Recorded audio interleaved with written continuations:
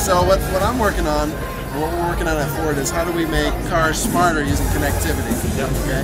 So we look around here, what we see today is people using the cloud and connectivity through our sync system to do things like listen to MP3s, hands-free voice dialing, navigation, sort of things to help the driver to have a better driving experience.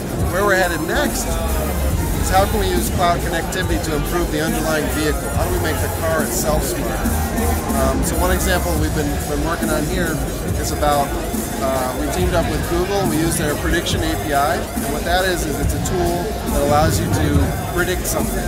So you feed it a bunch of data, and choose on the data that makes a model of that data, and then you can ask that model a question. So in our case, what we did is we put drive history up in the cloud, and then we asked the model, where am I going to drive next? So when you key on your car, it says, oh, it's 6 o'clock Tuesday night. Where's Ryan going? He's going home. He's boring, right? So, so once you know where you're going, now you know information about where you're going. You know information about information along the route, and now we can optimize the vehicle for that particular day and that particular drive.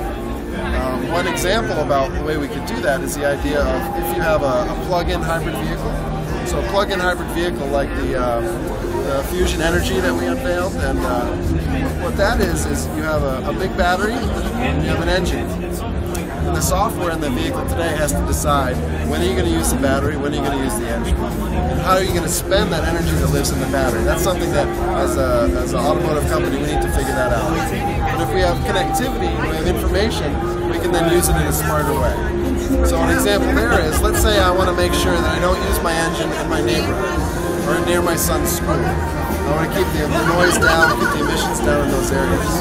So if we have this prediction technology, I key on my car, it knows I'm going home, it knows I've already defined that I want to drive electrically around my house, so then when I start driving, the vehicle automatically saves energy, so that when I get home, I can drive electrically in that last section near my house.